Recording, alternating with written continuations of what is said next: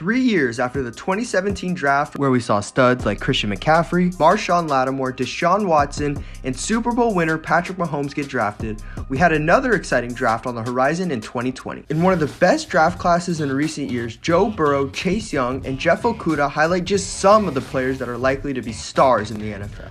Originally, the draft was going to create history by holding it over water in Las Vegas in the Bellagio's Hotel's fountains. However, the 2020 NFL Draft was held remotely due to COVID-19. NFL Commissioner Roger Goodell announced the names of this year's first-round draft picks from his home in New York. In addition, NFL teams made their selections from home, making this year's show a fully virtual draft.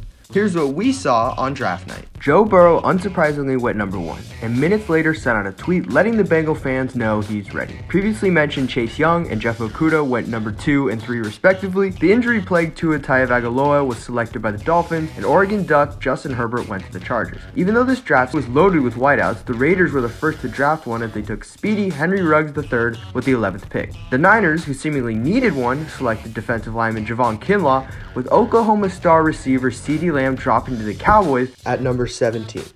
Although every year there seems to be one or two glaring mistakes from these GMs, this year they did a great job in selecting the right guy for their team. Fans surely won't be too disappointed with who their team got, unless you're the Rams and traded all your picks for Jalen Ramsey. Make sure to stay tuned for the rest of this year's draft, as rounds 2 and 3 are tomorrow and rounds 4 through 7 are on Saturday. ESPN just released episodes 1 and 2 of the long-awaited documentary about the Chicago Bulls' 1997-98 season, which featured many famous athletes. Let's pass it on over to Ian to see what he thought of them.